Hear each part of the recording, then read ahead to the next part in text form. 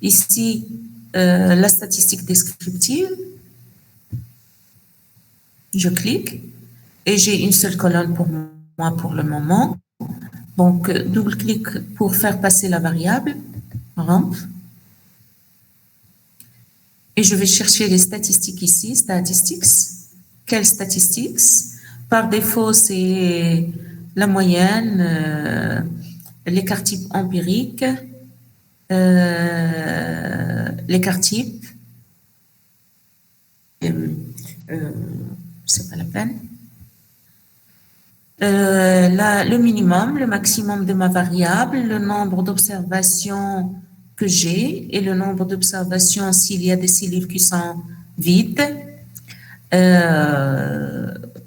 Le premier quartile, la médiane, le troisième quartile.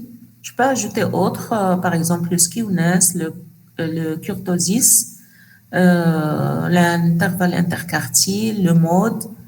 Par défaut, c'est ça, ce que je veux. Donc, je coche et je fais OK et OK et j'aurai ici les résultats.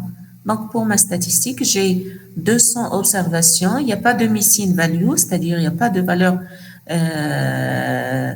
qui ne sont pas remplies dans ma colonne, ou bien des cases qui ne sont pas remplies dans ma colonne, des valeurs oubliées. La moyenne, c'est 1,5107. L'écart type, le minimum, le premier quartile, la médiane, le deuxième et le maximum. Si je veux autre, donc je demande. Ça, c'est la statistique descriptive de l'année dernière en cas de besoin. Par exemple, lorsque j'ai écrit ceci pour chercher la moyenne, je peux le demander ici par simple clic sur statistique descriptive. Il me donne la moyenne et l'écart type. Quoi d'autre? Ça, c'est le premier pas.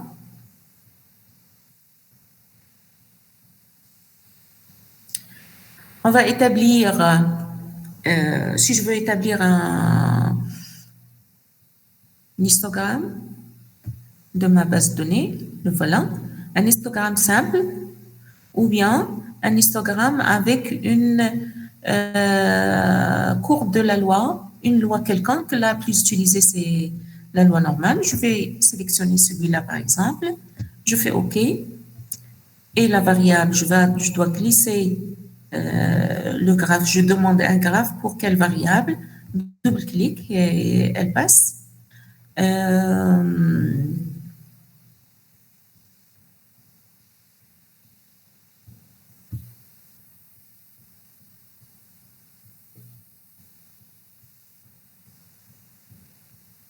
Je cherche ce qu'il donne la courbe pour d'autres lois à part la loi normale.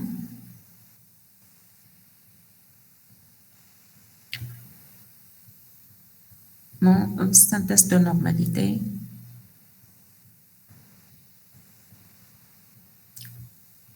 Voilà, ici, dans DataView, j'ai la distribution ici et établir une régression, établir une modélisation pour ma variable, c'est fit distribution, c'est établir une régression pour ma variable via la loi normale, c'est-à-dire ajouter tout simplement une courbe de la loi normale. Si je veux une autre loi que j'ai dans la liste, je fais OK. Par défaut, c'est la loi normale. Hein. Comme le alpha, par défaut, c'est 0,05. Par défaut, ici, c'est pour presque tous les graphes, par défaut, c'est la loi normale. Je fais OK.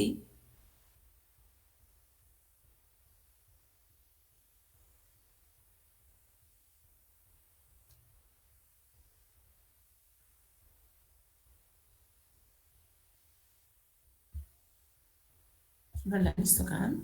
Ça a pris beaucoup de temps.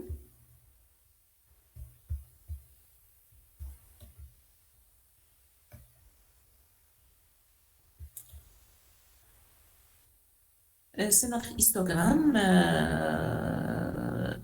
juxtaposé à la courbe de la loi normale. Pour cet histogramme, si je veux, par défaut, le fond c'est gris.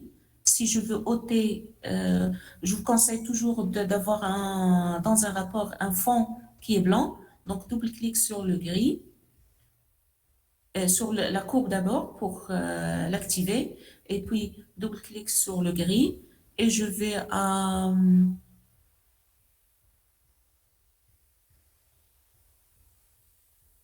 background, je change la couleur par le blanc. Et c'est beaucoup mieux. Par défaut, sur Minitab, c'est en gris. Je change, donc double-clic sur le gris et je sélectionne le blanc.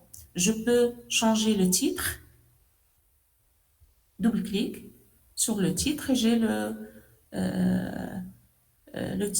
le titre ici. Je peux changer, par exemple, en français, l'histogramme de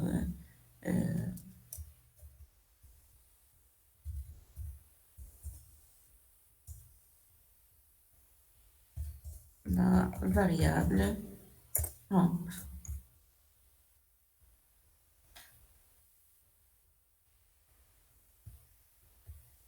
La normalité, je laisse parce que c'est normal. Ça, s'il s'agit d'une autre loi, il la note directement. J'ai la moyenne, j'ai l'écart type et j'ai le nombre d'observations. Je peux changer ici le nom des fréquences. Donc, je change la fréquence en français. Je peux double-clic et je change ce que je veux. D'accord? Je peux ajouter une ligne droite ou bien une ligne droite horizontale ou verticale. Donc, je peux mettre bouton droit, je me positionne quelque part sur le graphe, je me positionne, bouton droit, Add, une ligne de référence, reference lines. Pour le Y, je vais dire, par exemple, mais je dois être dans la plage de la variable. Je vais mettre 1,42 par exemple. 1, virgule 42. Et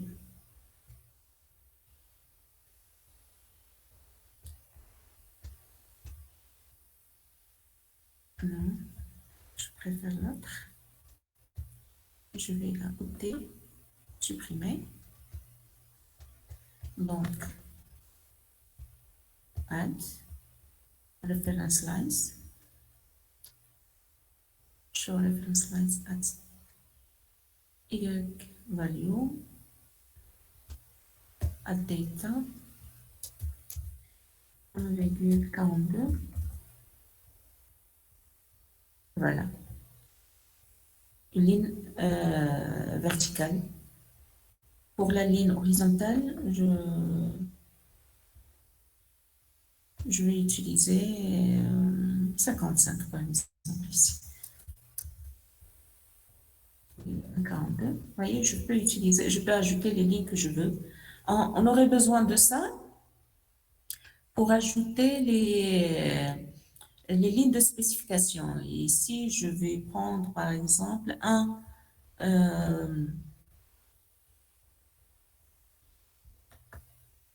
add line. Je vais mettre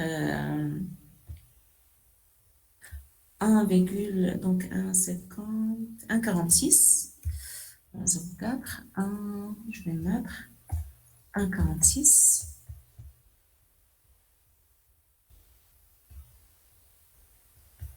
Je vais supprimer celle-ci.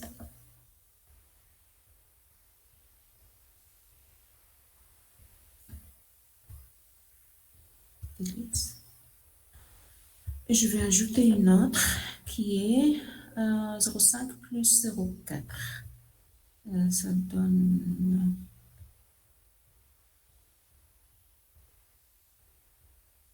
0,04, c'est 1,54. 0,5 plus 0,04. Et je peux... Ceci n'a pas de sens ici. Vous voyez, donc j'ai ajouté les limites des limites de spécification. Ici, la cible, c'est 1,5. Et j'ai ajouté 1,5 moins 0,04 et 1,5 plus 0,04. Ce ne sont pas des limites de contrôle, on verra. Les limites de spécification sont données par l'entreprise. Quand je vois le graphe de l'histogramme avec les limites de spécification, je peux déduire automatiquement que dans ce cas, que le procédé de remplissage, il n'est pas capable. Je parle pas de,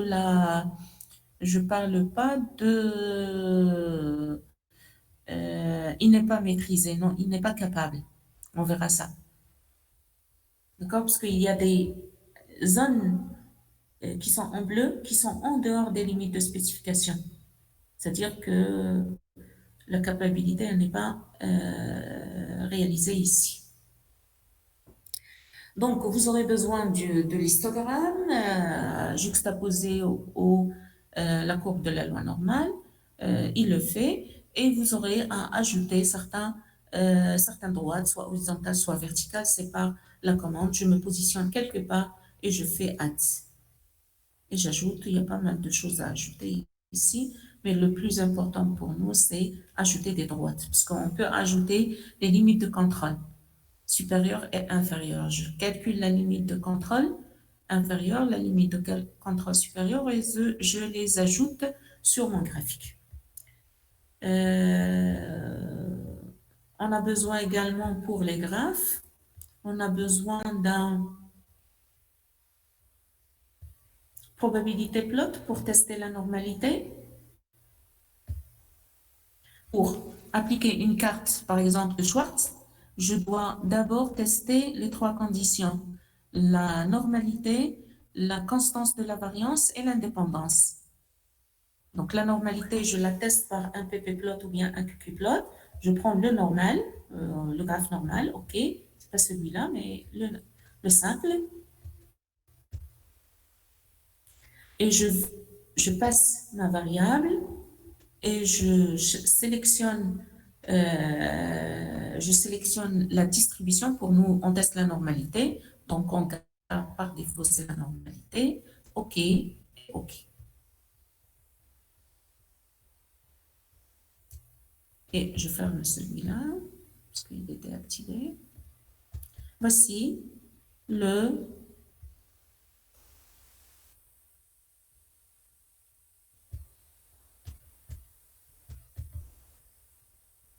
Voici le probabilité plot, ou bien le pp-plot, ou bien le qq-plot pour notre base de données ici. Est-ce qu'on rejette la normalité ou bien on va l'accepter?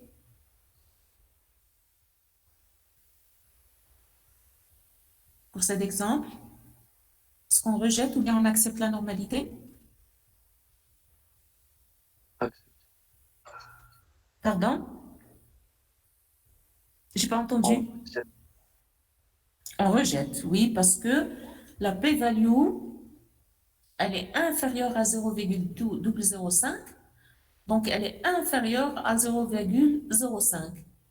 Si la p-value est inférieure à 5%, on rejette l'hypothèse nulle qui est la normalité. Donc, notre variable, elle ne suit pas la loi normale. On ne peut pas utiliser cette variable directement pour établir une carte X bar R, X bar S, IMR2. On ne peut pas. Parce qu'on a une condition qui n'est pas remplie, qui est la normalité.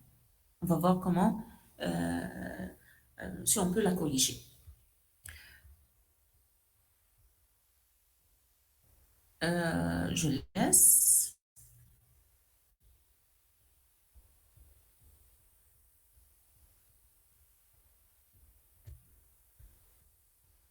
Pour les graphes toujours, on a besoin d'un boxplot pour tester quoi? Un pp-plot, un probabilité plot, un qq-plot. Tout ça, c'est pour tester la normalité. D'accord? Ici, le logiciel présente le probabilité plot, qui joue le rôle de ppplot ou qqplot, pour tester la normalité. On a besoin d'un boxplot pour tester quoi?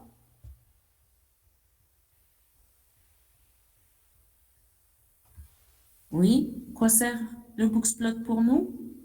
Pour tester quelle hypothèse? Parce qu'on a dit que pour étudier la maîtrise statistique de la qualité via les cartes, donc on commence par la carte de Schwartz, les cartes de Schwartz. Les cartes de Schwartz nécessitent trois conditions. La variable, les observations de la variable sont indépendantes. La variable suit la loi normale et la constance de la variance. Elle a une variance qui est constante entre les échantillons. D'accord? Alors, le boxplot, ça sert à quoi? À tester quelle hypothèse parmi les trois? C'est pas la normalité, parce que la normalité, on a la probabilité plot, Indépendant. l'indépendance ou bien la constance de la variance. Indépendant. L'indépendance, non, c'est la constance de la variance. L'indépendance, on a dit, on peut la tester par un autocorrélogramme. D'accord? C'est pour tester la constance de la variance. Mais pour la constance de la variance, si je fais comme ça, je demande le boxplot, je ne peux pas tester. Voilà, je vais avoir une seule boîte. Ok? Je ne peux pas tester la constance de la variance parce que euh, j'ai une seule variance ici. Je ne compare pas plusieurs variances à la fois pour dire que la variance, elle est constante. Puisque les variances sont presque les mêmes, alors la variance est constante. J'ai besoin une variable qui va m'indiquer les journées, dans ce cas.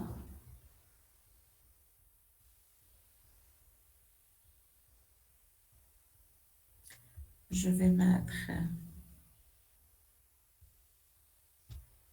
je vais voir si ça marche. Date.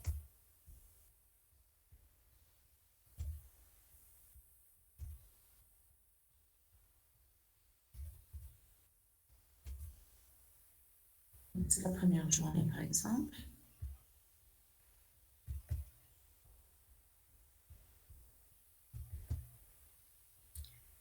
La deuxième journée.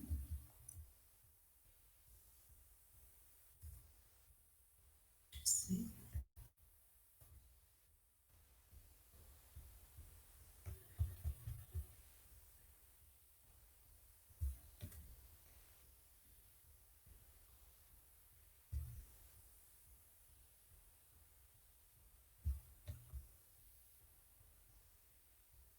Non.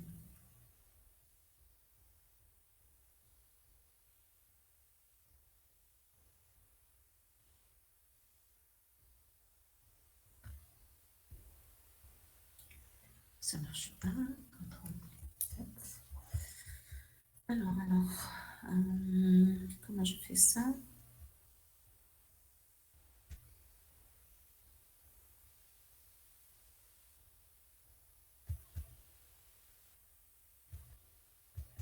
J'ai 200.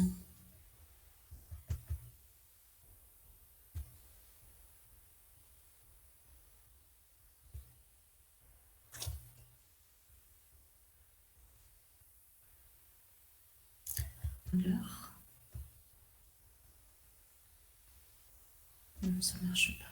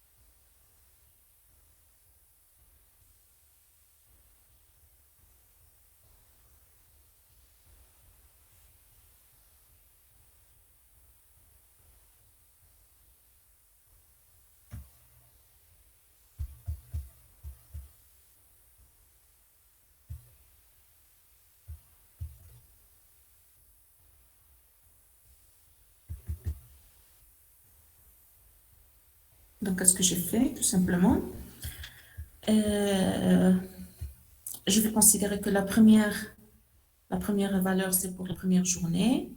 La deuxième, la troisième et la quatrième valeur, c'est pour la première journée. Donc, les quatre qui suivent, c'est pour la deuxième journée. Par la suite, les quatre qui suivent, c'est pour la troisième journée. Donc, j'ai 50 jours. Je vais faire copier.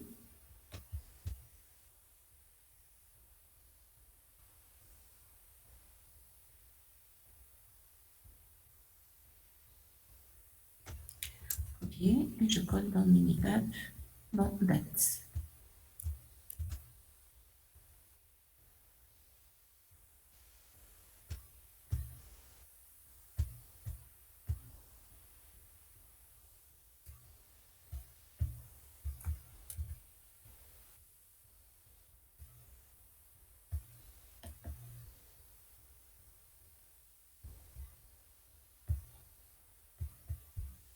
Mettre date. Voilà. J'ai une colonne concernant les journées. Donc, je vais voir la variabilité de la mesure entre les journées. Est-ce qu'elle est constante ou non? Dans ce cas, qu'est-ce que je demande? Un boxplot, mais pas le simple, avec des groupes. La variable que je traite, c'est ramp. Et la variable qui me dit la catégorie, c'est la date. Et je vais faire OK par défaut. Je laisse le tout par défaut. Voici le boxplot des 50 journées. La première journée, la deuxième, ainsi de suite. 50e. Et ici, la valeur adjacente inférieure, la Q1, la Q2 et la Q3, la valeur adjacente supérieure. Donc, on voit bien que la variabilité, elle n'est pas constante. Vous voyez, la largeur des boîtes, elle n'est pas la même. Il y a des boîtes qui sont trop larges, des boîtes qui sont trop petites. Donc, on n'a pas la constance de la variance dans ce cas. On s'attend, puisqu'on a ceci, on s'attend à avoir une dérive de la production. Ça veut dire qu'on s'attend à ce que cette variabilité qu'on a, ce n'est pas une variabilité naturelle. C'est une variabilité non naturelle qui va causer une dérive de la production. Le troisième graphe, c'est le graphe de...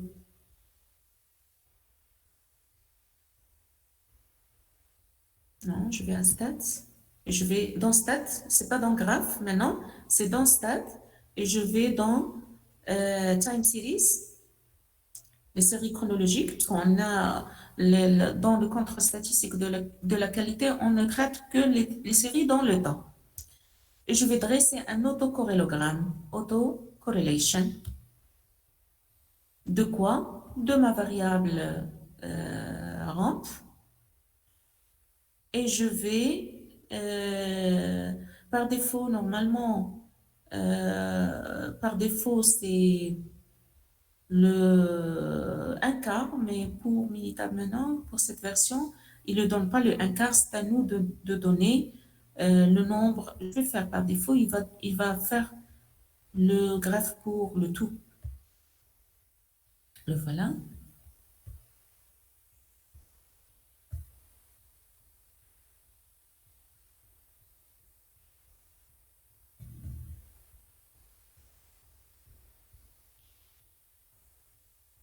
Voici le graphe pour la totalité, les 50 jours. Mais nous, on a besoin juste de 1 quart. On a 200 sur 4. Ça donne... non, il a pris par défaut 50, c'est bien ça. Oui, il a pris 50. C'est bon? Donc, parce que pour l'autocorrélation, c'est d'ordre 2, c'est-à-dire un pas entre deux observations et il nous donne le, le premier bâtonnet, le deuxième, ça c'est R1, ça c'est le R2, le R3, d'accord? D'accord? L'autocorrélation entre les observations de notre variable. Ce n'est pas une corrélation entre plusieurs variables. Donc, il a pris le 50, donc par défaut, il a pris ce n'est pas une autocorrélation par journée, une autocorrélation d'une observation à une autre. On a 200 observations, il a pris 50. Donc, ce sont les trois graphes qu'on peut utiliser pour tester les trois conditions des cartes de Schwartz, qui sont le pp-plot pour la normalité, le boxplot pour la constance de la variance et l'autocorrélogramme pour l'indépendance. Ici, on a des pics qui sortent des intervalles de confiance. L'indépendance n'est pas remplie. C'est-à-dire qu'il y a une dépendance entre les observations.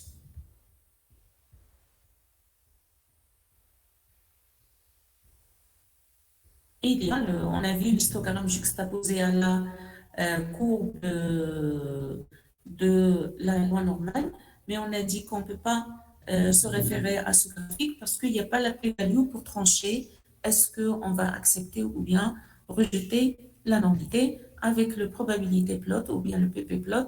On tranche parce qu'on a une p-value. Si elle est inférieure à 0,05, on rejette la normalité, sinon on accepte la normalité. OK?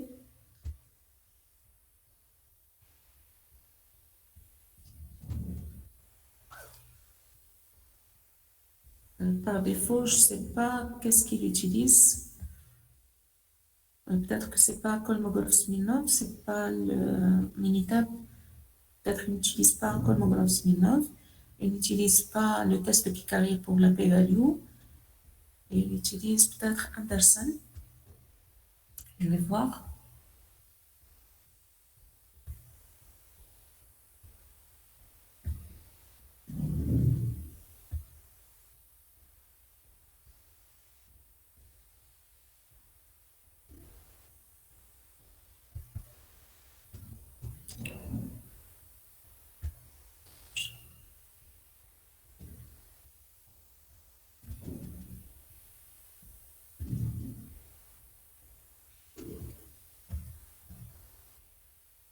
Non, en tout cas, c'est un test. Mais à ma connaissance, j'utilise le test de Anderson-Darling, mais c'est le même concept.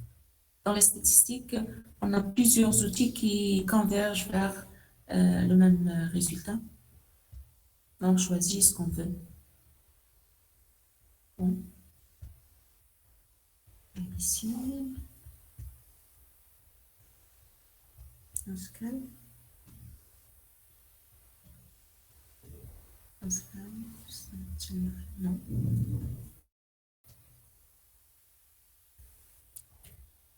Ça, c'est juste des labels. Les titres. Bon. Ça existe quelque part, peut-être pas dans dans la probabilité plot ici, dans les tests peut-être, mais il utilise une statistique de la p-value pour le test de Anderson-Darling, qui donne le même résultat que Kikare et Kolmogorov-Smirnov. Il propose également Kolmogorov-Smirnov, hein, mais je n'ai pas trouvé l'option. Il propose Kolmogorov-Smirnov. Si vous ne voulez pas le test de Anderson-Darling, il propose celui de... On coche, par défaut, c'est Anderson. Si on veut Kolmogorov-Smirnov, on coche Kolmogorov-Smirnov. Mais le résultat est le même. Alors, pour établir... bon, pour les cartes, pour les graphiques, on a dit dans graphe, il y a probabilité plot, il y a boxplot. N'utilisez pas time series plot parce qu'il donne juste il donne juste une courbe comme ça. Donc, c'est pas ça qu'on utilise. Pour l'autocorrélogramme, aller à stat et puis time series. Et puis, auto-corrélation ici. Qu'est-ce qu'il donne ici? Dans les résultats, il donne les valeurs ici, il donne les valeurs des pics qu'on a dans notre autocorrélogramme. Les valeurs des pics.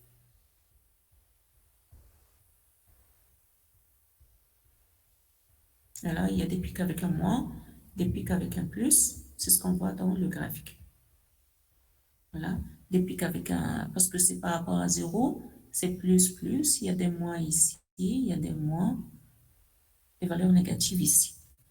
Mais l'essentiel, c'est que ça ne sort pas de l'intervalle de confiance pour accepter l'indépendance. On a vu les outils pour tester les conditions d'application des cartes de contrôle de Schwartz jusqu'à présent, ce qu'on a vu. Les cartes probabilités, bon, on va voir comment réaliser les cartes. On va à Control Charts.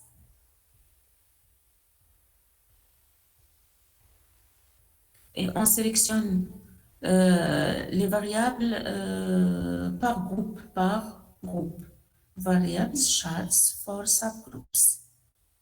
C'est X bar R, X bar S. IMR2, c'est pas ici. Donc, on va réaliser une carte X bar R. 2 rampes. Subgroup size, c'est la date. Non, pas ici. Voilà. Ici, double-clic sur la date, la variable date. Et on va également, tout ça c'est optionnel. Ce qui est important, c'est ici, X bar R options. Parce qu'on a dit que pour la carte X bar R, on doit vérifier les 8 règles des cartes de Schwartz, les 8 règles. Ça, on va sélectionner ici dans Tests. Par défaut, il y a juste la première règle, un point qui est en dehors des limites de contrôle à plus ou moins 3 sigma. Le cas est égal à 3 sigma. On n'a pas les règles pour 9 points qui se suivent, ainsi de suite. Hein.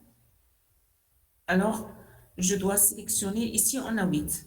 1, 2, 3, 4, 5, 6, 7, 8. Les 8 règles, je vais ici sélectionner All. Perform All Tests. Si je ne sélectionne pas toutes les règles, je vais avoir une carte qui va prendre X par R, qui va prendre en considération juste la première règle. Il se peut qu'elle me donne que le procédé est sous contrôle. Or, il est hors contrôle. Je dois absolument sélectionner les 8 règles pour une carte X bar R. Je fais OK. Et je fais OK. Les autres, c'est vous pouvez laisser par défaut. Mais ici, non. Les règles, non. OK. On va avoir une carte X bar R. X bar R charts of ramp. Je double-clique pour l'activer. Ah, voilà. Donc, il nous dit que ici, on a la règle 6. Ici, on a la règle 6 qui est remplie, la règle 5, la règle 2, la règle 1. Vous voyez? C'est pour la carte X-bar, pour la carte R. On a la règle 1, la règle 2 qui est remplie. Vous voyez? Donc, 9 points qui se suivent du même côté de la ligne centrale. La ligne centrale, la voilà en vert.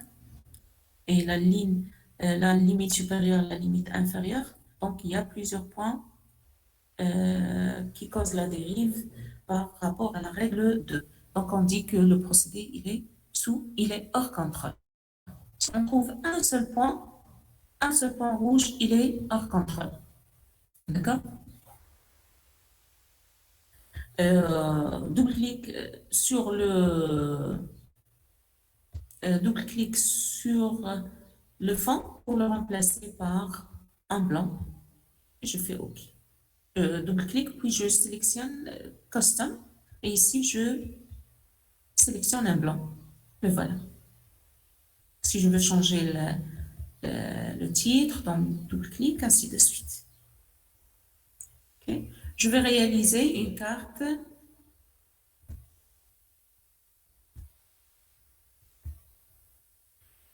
X-bar, CTRL-SHIFT, X-bar, S,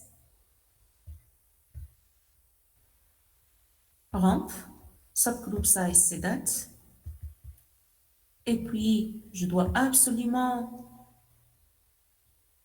sélectionner les 8 règles, all, tests, OK. Tu vas voir le même résultat que la carte X bar R parce que on a la même conclusion pour les deux, car n est égal à 4 qui est inférieur à 10. Donc les cartes sont équivalentes.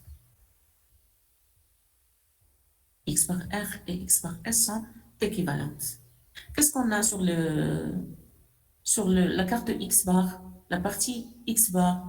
On a X bar bar, c'est la moyenne, et on a UCL, la voilà, c'est 1,5552, et LCL, la limite de contrôle inférieure, c'est 1,4662.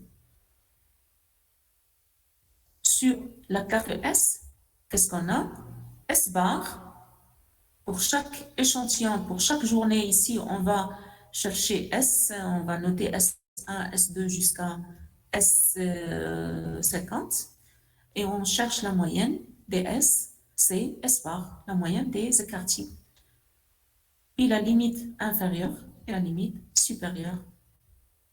La limite inférieure, si on a une valeur qui est négative, on revient à 0. OK? Il nous dit qu'il a effectué le test par rapport à 3 segments. 3.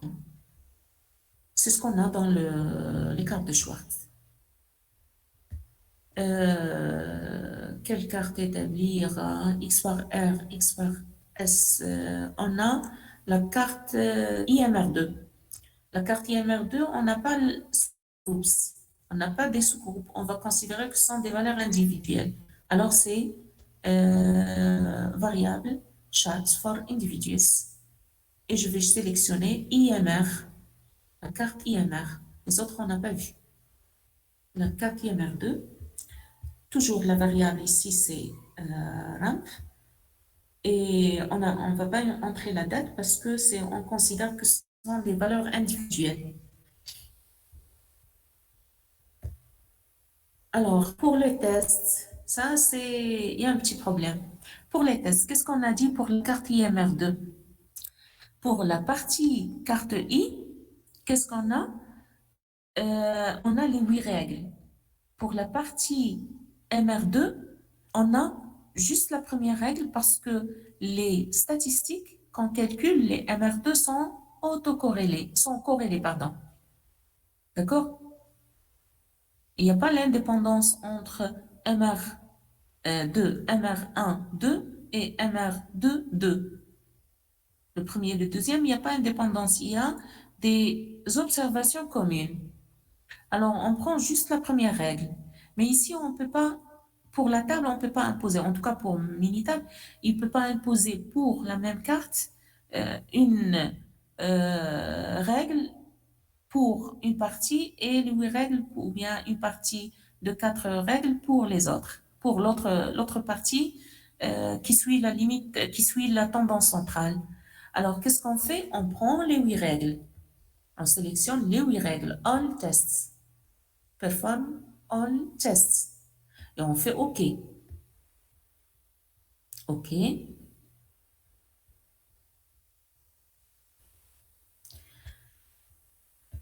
J'active. Pour la première, qui est la carte I, je prends en considération les 8 règles. Vous voyez, la règle 7, la règle 2, la règle 4, ainsi de suite, la règle 5. Pour la deuxième, je ne prends en considération que là où il y a le 1. Les autres, je les oublie. Il y a le 2, il y a je ne sais pas quoi ici, tout ça c'est 2, 1. Je les oublie.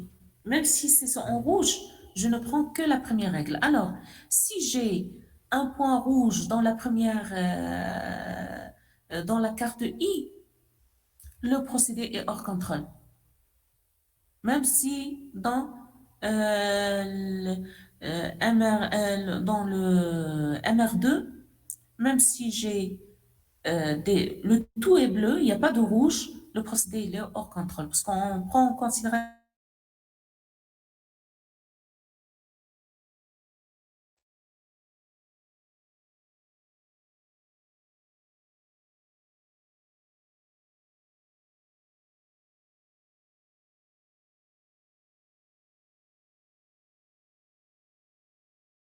J'ai pas de point rouge ici. Dans la carte I, la partie carte I, j'ai pas de dérive. J'ai pas de point rouge. Et ici, j'ai des points rouges.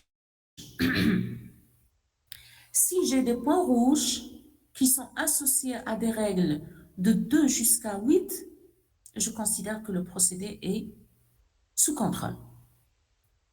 Mais si je parle de le cas où j'ai rien ici comme dérive. Dans la première partie, rien comme dérive. Le tout est bleu. Il n'y a pas de point rouge. Ici, j'ai des points rouges. S'il s'agit des points rouges concernant les règles de 2 jusqu'à 8, alors je considère que le procédé est sous contrôle. Parce que pour la deuxième, je n'utilise que la première règle. Mais si j'ai un point rouge, j'ai toujours ici que du bleu. Et ici, j'ai des rouges, mais avec un rouge, avec un point rouge, avec la règle 1. Alors, le procédé, il est hors contrôle. Je ne sais pas si vous avez compris la déduction, comment je fais ma déduction. Si j'ai un point rouge dans la première, quelle que soit la situation ici, c'est hors contrôle. Si j'ai pas de point rouge ici, ça veut dire que tout est bon, et j'ai un point rouge ou bien des points rouges ici, si un des points parmi ces points concerne la règle 1, alors le procédé il est hors contrôle. Si ça concerne les autres, il n'y a pas de la règle 1, il n'y a que les règles de 2 jusqu'à 8, je considère que le procédé est sous contrôle. Clair? J'espère. Pour la carte IMR2. Parce que pour la carte I, on prend les 8 règles. Pour la carte MR2, on prend la première seulement. Mais nous, on a imposé les 8 pour les deux. Donc, on ne va pas prendre les autres pour la deuxième carte pour dire que le procédé est hors contrôle.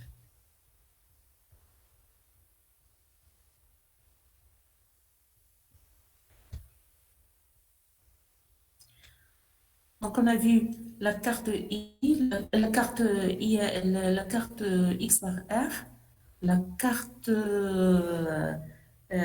X bar S, la carte IMR2, et on a vu les cartes probabilistes. Les cartes probabilistes, moi, j'ai jamais réalisé les cartes probabilistes sur Minitab. Je crois pas que ça existe, même si ça existe. Bon, en tout cas, je vais chercher, mais je vais chercher si ça existe. À ma connaissance, non. Les cartes probabilistes, on les calcule directement avec les tables statistiques, hein, avec ces tables. La table de la loi normale, la table, c'est pas de la loi normale, la table de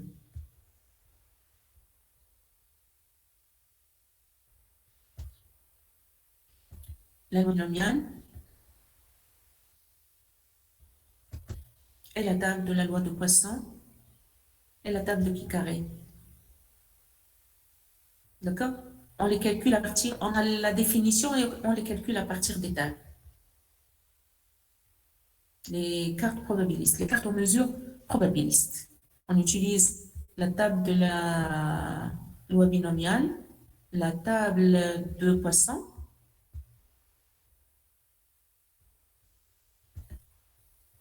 Non, Poisson, c'est pour aux attributs. Hein. Aux attributs, aux attributs. Ça, c'est pour après. C'est la, la carte.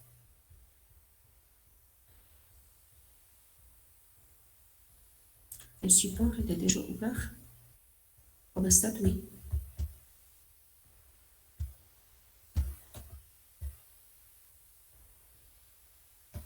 Donc, on va utiliser cette table.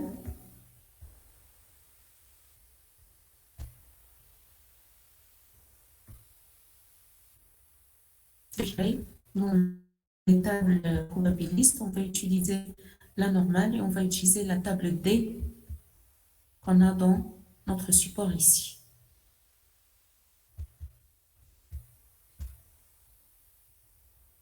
Parce qu'on a dit que pour le R,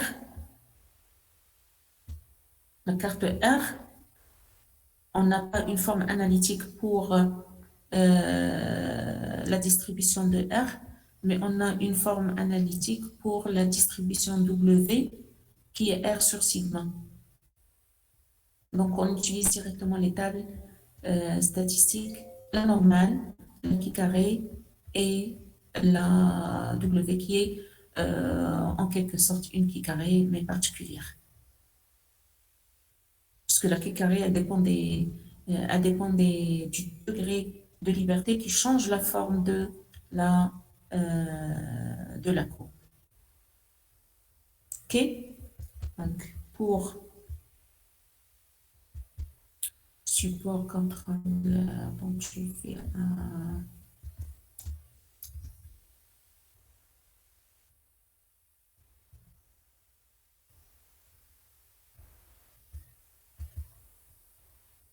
on a dit que la carte IMR2, c'est un cas particulier de la carte X par R. Donc, pour la carte probabiliste, toujours en mesure, la carte X bar, on va utiliser la loi normale directement, la Z1 moins alpha sur 2. Et normalement, on devait les présenter également sur Minitab. C'est simple, ok, mais par simple clic, c'est mieux. Pour la carte R, c'est la distribution W, W qui est égale à R sur sigma. Et pour la carte S, c'est la qui carré. Donc, je cherche la K 1 moins alpha sur 2 dans la table, avec un degré de liberté qui est N moins 1 pour les cartes probabilistes.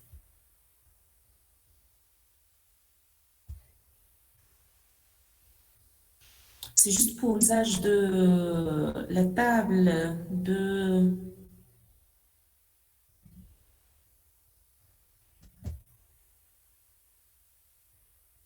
qui carré.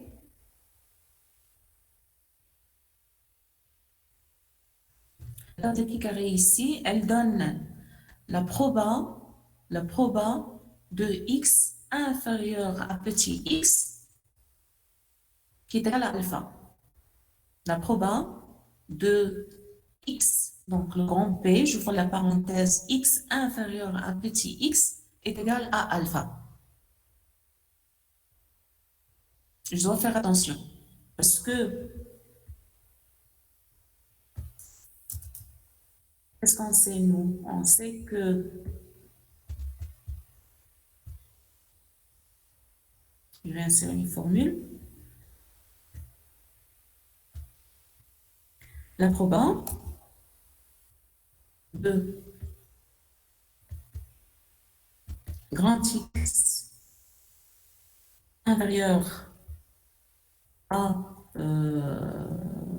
petit x, je vais noter petit x, ok, est égal à alpha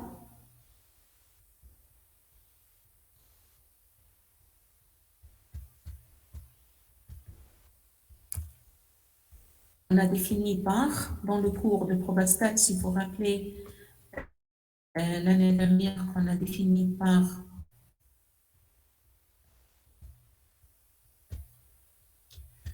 indice,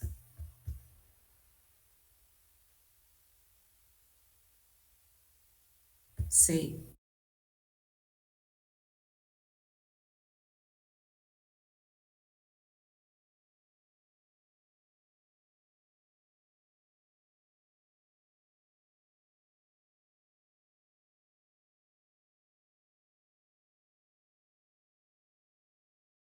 entre parenthèses petit i et petit, non, pas ici.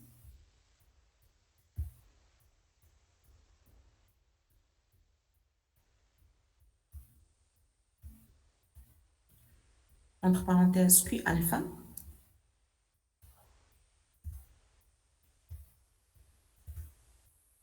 est égal, appelez ça, f de Q alpha est égal à alpha. Alors Q alpha est égal à f x moins 1 de alpha. Donc la table de la loi de Q carré, elle donne ça. F de Q alpha est égal à alpha. Si vous avez un alpha comme ça, vous cherchez avec alpha. Si j'ai un alpha comme ça, indice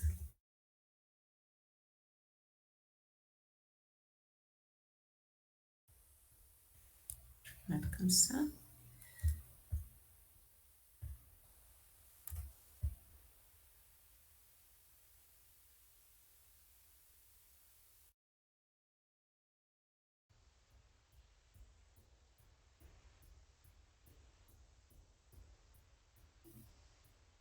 Oui, c'est égal à quoi? On a f de q alpha est égal à alpha. Alors, f de q1 moins alpha, quoi est égal? On a f de q alpha est égal à alpha. Alors, f de q1 moins alpha, quoi est égal? 1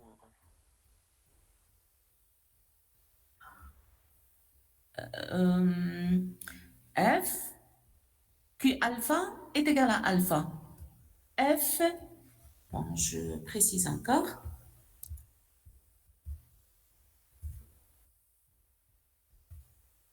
Voilà, F de, non, ici, en bas, 1 moins 1 moins alpha.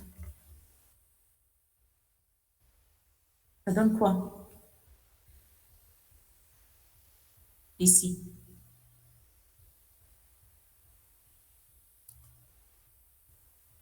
Ici, F de Q alpha, F de Q alpha est égal à alpha. Alors, F de Q1 moins alpha, quoi est égal?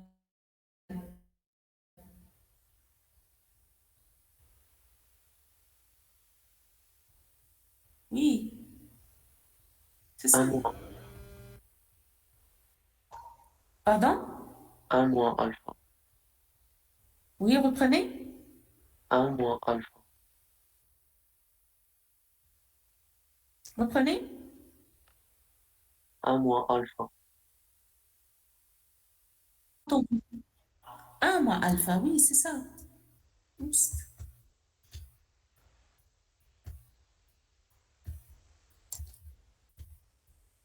Et je colle 1 moins alpha. D'accord? F de Q alpha, parce que alpha est entre 0 et 1. F de Q alpha est égal à alpha. 1 moins alpha, il est toujours entre 0 et 1. Donc, c'est 1 moins alpha. F de Q 1 moins alpha, c'est 1 moins alpha.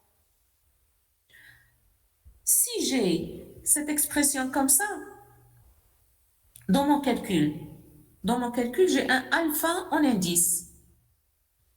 Alors, je vais dans la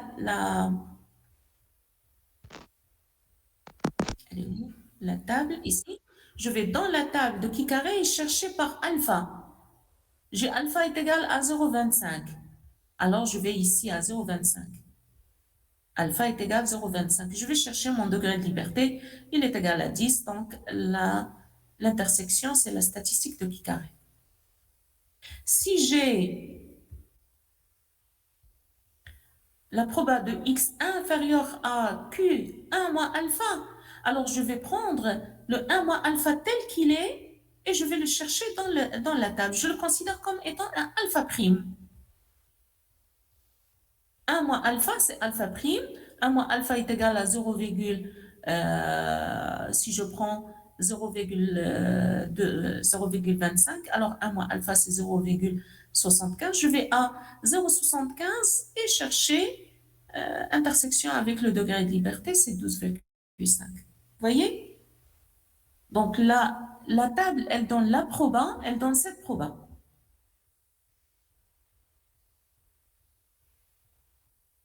Qui est équivalente à celle-ci. Donc, je prends l'indice et je cherche directement. Je ne vais pas chercher un mois. D'accord? Si j'ai un mois dans ma formule, je calcule ce un mois et je vais le chercher dans ma table. Parce que la table, elle donne proba de x inférieur à q alpha. Si elle donne supérieur, donc je prends avec un mois alpha. Sauf si j'ai adapté ma formule à 1 moins alpha, je ne veux pas entrer dans le détail dans ce cas. Donc, si vous avez un indice, une valeur, vous allez la chercher directement dans la table de qui carré.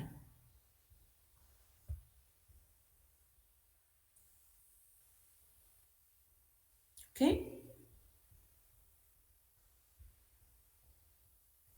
C'est pour utiliser ici la table de qui carré pour le cas 1 moins alpha sur 2. Alors, qu'est-ce que j'ai ici? La proba de x inférieur à k 1 moins alpha sur 2 est égale à 1 moins alpha sur 2. Donc, je cherche 1 moins alpha sur 2 et je cherche sur la table. Si j'avais alpha sur 2, alors dans ce cas, là voilà, je cherche avec alpha sur 2 sur la table. En tout cas, pour ne pas avoir d'ambiguïté dans l'usage de la table de qui carré, la plus petite, je vais la mettre ici, parce qu'il s'agit de la limite inférieure. La plus grande, je vais la mettre ici. OK?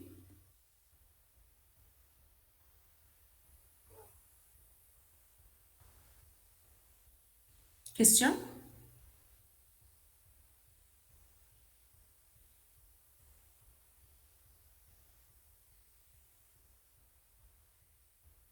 Alors, pour les tables, les cartes probabilistes, vous les dressez vous-même via les tables statistiques. La loi normale, la loi de qui carré et la loi de W, qui rapproche également une qui carré, mais ce n'est pas exactement une qui carré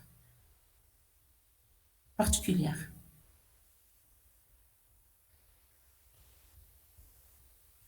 C'est bon? Alors, je reviens sur Minitab. Qu'est-ce que j'ai fait ici pour établir la carte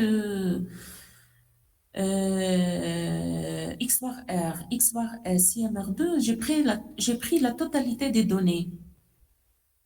J'ai pris les 200 données pour établir les cartes. Or, moi, je n'ai pas les limites valides pour les imposer. Je ne peux pas dire que le procédé est sous contrôle. Il est hors contrôle, il est sous contrôle. Je ne peux pas dire à l'entreprise, votre procédé, dans votre procédé, il y a un problème, dans votre procédé, tout va bien. Pourquoi? parce que je n'ai pas les limites de contrôle valides qui proviennent d'un procédé sous contrôle. Qu'est-ce que je fais? Je vais, si je prends toutes les données comme ça, je vais ôter les points rouges, tous les points rouges. Je vais les ôter. Comment les ôter? Je vais chercher. Non, je dois l'activer. Je vais dans une carte.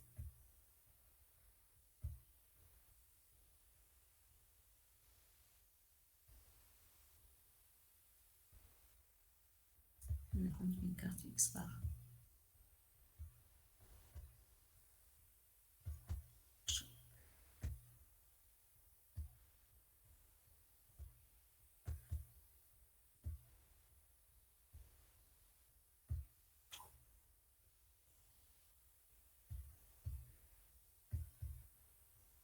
Madame, pourquoi on a utilisé les cartes de choix puisque les trois conditions ne sont pas en... Ah non, non. Moi, j'essaie ici juste de vous montrer comment réaliser les cartes. D'accord? Comment réaliser une carte. Que les conditions soient remplies, soit c'est pas rempli. Ce n'est pas un... euh, euh, bon, ça fait partie du projet, d'accord? Moi, je vous montre ici pour une séance de TP. TP, bien sûr, juste présentation du TP. Vous allez le réaliser vous-même par la suite euh, via le projet. Je vous montre juste comment réaliser la carte. Ok? Si les conditions ne sont pas remplies, je dois m'en sortir avant de réaliser la carte plutôt. La normalité, je vais vous montrer si on peut la corriger. Si on ne peut pas la corriger, il faut utiliser des cartes qui ne nécessitent pas la normalité. La variabilité de la variance, on considère qu'on a une constance, même si c'est pas constant, et on considère et on s'attend à ce que cette variabilité provient d'un problème dans le procédé de fabrication. Pour l'indépendance, proposer une solution pour l'indépendance, pour, pour avoir l'indépendance, proposer une solution et accéder à l'indépendance. Ok, on peut pas corriger l'indépendance. On corrige la normalité. Ok. On considère pour la constance de la variance, on suppose qu'on a une constance et cette variabilité qu'on a, on suppose qu'elle est due à des causes assignables. Et on réalise la carte si on trouve qu'elle est hors contrôle, que le procédé est hors contrôle. Alors effectivement, il y a une variabilité qui est due à des causes assignables et pas à des causes qui sont naturelles. Ou bien une variabilité qui est due à des causes assignables, qui veut dire qu'il y a quelque chose qui cloche dans la production, ou bien dans le processus de production, ou bien le procédé, ça dépend de est-ce qu'on analyse à la fin de la production ou bien au cours de la production. On analyse la caractéristique à la fin de la production, c'est un processus. Au cours de la production, c'est un procédé. OK? Si je prends, je réalise d'abord, bien je reprends.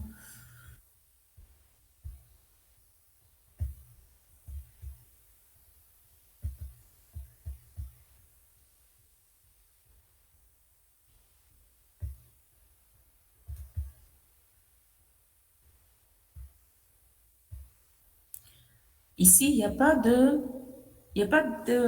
d'indépendance. On a une dépendance. Alors, qu'est-ce que vous proposez pour accepter cette dépendance? pour accepter l'indépendance. On propose d'élargir la zone rouge, l'élargir. Si j'élargis, si je pousse cette, cette courbe, je la pousse ici, je fais entrer, je vais faire entrer ces pics dans la zone. Et je pousse celle-ci, si je pousse de ce côté, je pousse également de ce côté. Euh, je vais élargir la zone rouge pour accepter l'indépendance. Mais est-ce que je suis libre d'élargir? Non, parce que cette courbe, elle dépend de alpha, d'un risque alpha. Le alpha, toujours par défaut, c'est 5. Alors, je propose de changer le alpha et dites-moi dans ce cas, si vous avez une indépendance, c'est bon. Si vous avez une dépendance, on va changer le alpha. Est-ce qu'on va l'augmenter ou bien on va le diminuer pour élargir cette, cette zone rouge? OK? On va accepter l'indépendance, mais en utilisant un instrument qui est le risque alpha. Est-ce qu'on va l'augmenter ou bien on va le diminuer? Ça, je vous laisse chercher pour le projet. Si vous avez je me rappelle plus pour le projet si vous avez une dépendance ou indépendance, mais dans la plupart des cas, on a des dépendances. OK? Mais ici, je considère que je présente euh, la réalisation des outils du contrôle statistique de la qualité sur Minitab. Donc, je prête pas attention, moi, à est-ce que la condition elle est remplie, elle n'est pas remplie. Je réalise, je vous montre comment réaliser l'outil. Je vais à X par R. Je fais tout, les tests. C'est enregistré, OK. OK.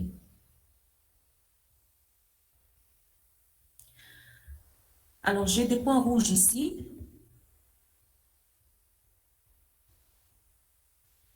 Il me dit que le point rouge, celui-là, ce point rouge qui cause la dérive, c'est le point 5. C'est le cinquième point de ma base de données. Et le point ici, c'est un échantillon. Simple. Simple ici. Je ne peux pas bouger pour le voir. Simple, vous voyez simple, simple, simple equal to 5. Simple, c'est l'échantillon. Il me dit que c'est l'échantillon 5 qui cause la dérive. L'échantillon 6 qui cause la dérive. La règle 6, test. Ici, il me donne l'échantillon 7. Test field, c'est 5 et 6. La règle qui est remplie, qui a causé l'échec, qui a causé la dérive, c'est 5 et 6, ainsi de suite. Donc, je vais à l'échantillon 5, je vais le ôter. Je vais à l'échantillon 6, je vais le ôter. De préférence, ôter un par un. De préférence. Comment je ôte? Je vais à ma base de données.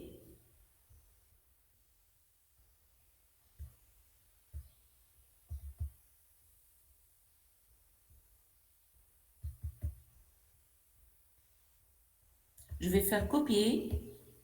Je sélectionne toute la colonne.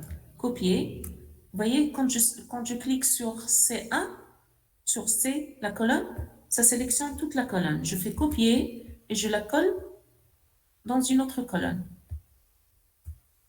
Libre. Qu'est-ce qu'il a fait? Il a remplacé ramp par ramp1, une autre variable. Dans cette variable, je vais ôter l'échantillon 5. Je le cherche. Le voilà. L'échantillon 5. Pourquoi je fais copier-coller? C'est pour garder ma base de données telle qu'elle est. Ici, l'échantillon 5 est composé de 4 valeurs. Bouton droit et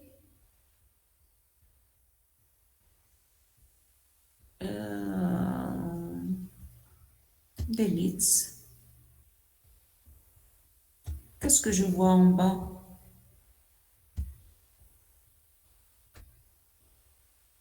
Je vois qu'il y a 4 valeurs de moins. Il a déplacé le tout en haut. Allez.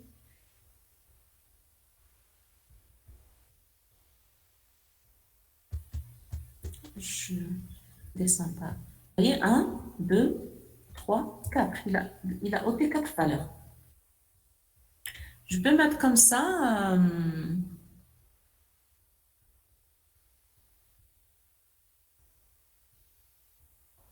Le 5, le 6, le 7, le 8, le 9, le 10, le 11, le 12.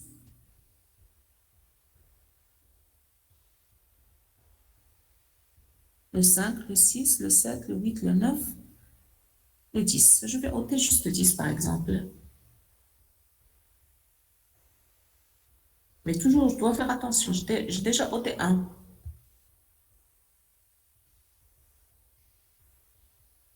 Donc,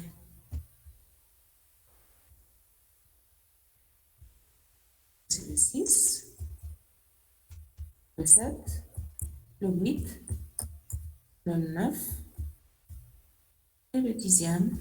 Je vais supprimer. Delete. Et je vais réaliser. Je peux également ôter, ça c'est la règle 6, je peux ôter celui-là. Oui, je peux réaliser. Hein? Stat, Ctrl Chat, Export R. Maintenant, je n'ai pas ramp, c'est ramp 1. All test. OK.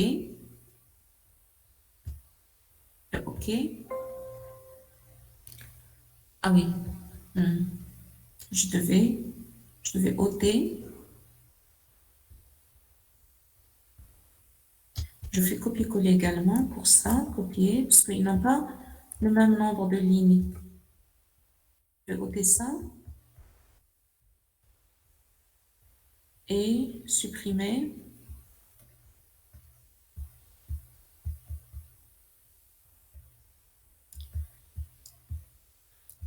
Le 5, le 6, le 7, le 8, le 9 et le 10. Je vais voir si j'ai encore.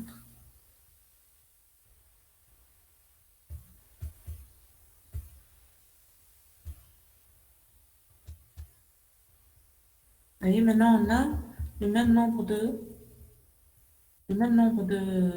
lignes et de colonnes. Je vais réaliser la carte pour rampe 1. Et ici, c'est date 1. Je vérifie, toujours vérifier, même si vous l'avez déjà coché. Voilà. Je vérifie. OK. Voilà, il y a toujours des points qui causent la dérive. Alors, je vais chercher celui-là, c'est quoi? Non, je double-clique. Celui-là, c'est l'échantillon 5 de la nouvelle colonne. Je vais le ôter. Je vais ôter ça. Je vais ôter ça. Je vais ôter les points rouges. D'accord? Et je refais la carte jusqu'à ce que je ne trouve aucun point rouge. Une fois que je ne trouve aucun point rouge ni ici, ça veut dire que ici, c'est une règle. Alors, je dis que mon procédé est sous contrôle. Les limites que j'ai ici sont valides. Les limites vont changer ici. C'est pas la même chose. Hein? Là, si je vois les autres, ça c'est toujours en 1. Les limites vont changer. Donc, je dis les limites sont valides, je vais les imposer sur des données que je vais collecter par la suite et dire à l'entreprise que le procédé il est sous contrôle ou bien hors contrôle. Mais des fois, on n'a pas la possibilité de collecter encore des données. Qu'est-ce qu'on fait? On divise nos données en 2 parties. Ces données ici, on les divise en deux parties. Une partie pour valider les limites et une partie pour dire à l'entreprise, parce que les limites, valider les limites, qu'est-ce que ça veut dire? C'est avoir les limites qui sont calculées ou bien estimées à partir d'un procédé sous contrôle. Mais pas pour dire à l'entreprise que le procédé est sous contrôle, c'est pour valider les limites. Et une fois les limites validées, je vais les imposer sur le reste des données que j'ai laissées. Il se peut que je trouve que je prends le 2 tiers et je laisse le 1 tiers pour répondre à l'entreprise. Il se peut que je prends la moitié pour valider les limites et la moitié pour prendre la décision. Il se peut que je prends le 1 quart. Ça dépend le nombre de données que j'ai. Mais plus j'ai des données, mieux c'est. C'est pourquoi il est recommandé de ôter un par un, les points rouges un par un. Je ôte le premier, je refais la carte. Je ôte le premier toujours, je refais la carte, ainsi de suite.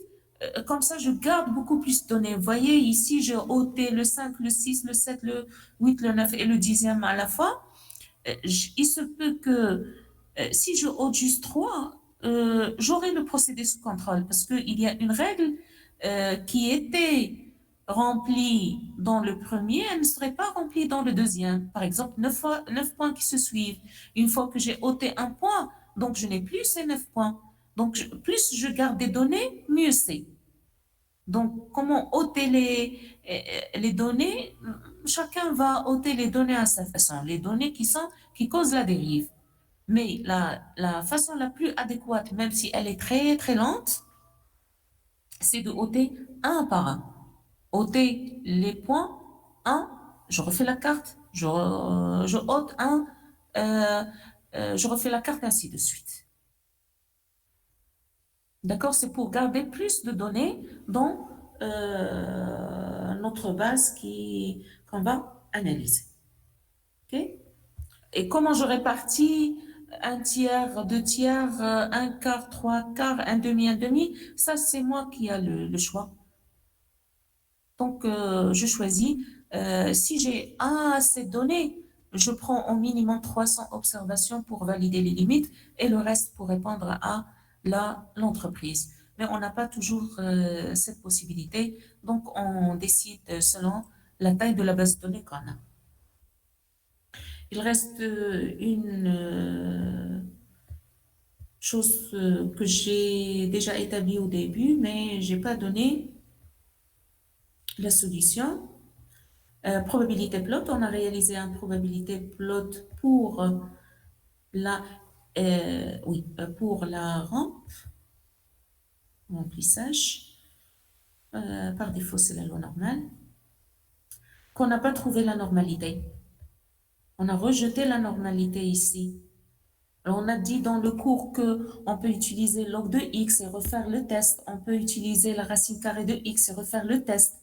Si c'est accepté, donc on travaille avec la transformée. Minitab nous propose dans Quality Tools, ici, les outils de qualité, il nous propose une transformation Johnson.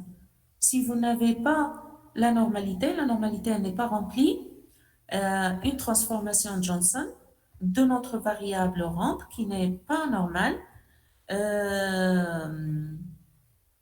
Ici, il nous demande de stocker la transformation dans une colonne. Pour le moment, c'est pas la peine parce qu'on n'a pas besoin. Bon, je vais faire stocker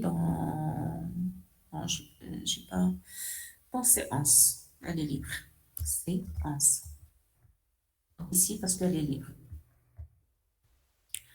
Les options, pas forcément. Hein. Vous voyez, qu'est-ce qu'il a fait? Il a cherché, il nous a proposé je grandis. Il nous a proposé une transformation de rampe, de remplissage, la variable remplissage, parce que la p-value, elle était inférieure à 0, et il a trouvé une transformation qui est cette transformation, je double-clique pour la voir. Hein. Je peux là copier-coller cette transformation. D'accord? Je fais copier-coller et je transforme. Pardon. Cette transformation, la transformation qu'il a trouvée, c'est une constante plus une constante fois arc sinus hyperbolique de x qui est pour nous rampe, moins une constante sur une constante. Pour cette transformation, il a fait le test de normalité et le voilà. Il a trouvé que la p-value est égale à 0,426. Donc, on accepte la normalité. Qu'est-ce qu'on fait? On travaille avec on établit les cartes et tout ça avec c'est pas les tests, juste les cartes avec les valeurs transformées. Et les valeurs transformées, pour cette équation qu'on a, il les a déjà stockées ici. Dans la colonne, vous voyez, on lui a demandé de stocker la transformation dans la séance. Donc, on travaille avec la séance. Pour établir la carte, je vais prendre la carte de x bar r, par exemple, pour...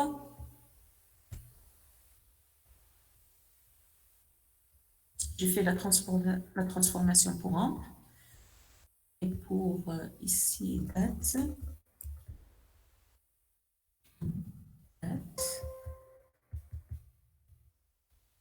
date. Et je refais la carte x bar r pour les... Non, non, non, non, non. C'est pas ça. Désolée. On n'a pas le temps, mais une minute.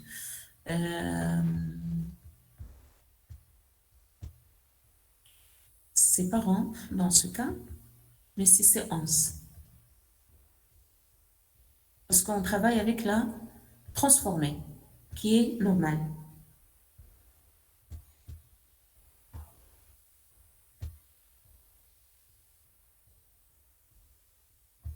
Voilà, donc les valeurs des limites et tout ça, ça change.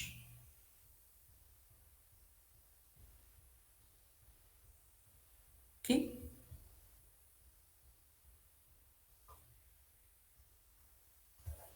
Pour la séance. Voilà, et j'analyse la transformée, c'est pas la variable d'origine. J'établis les cartes pour la variable transformée. OK? Voilà, s'il n'y a pas de questions, donc il y a des questions? Merci beaucoup, à la séance prochaine, Inch'Allah.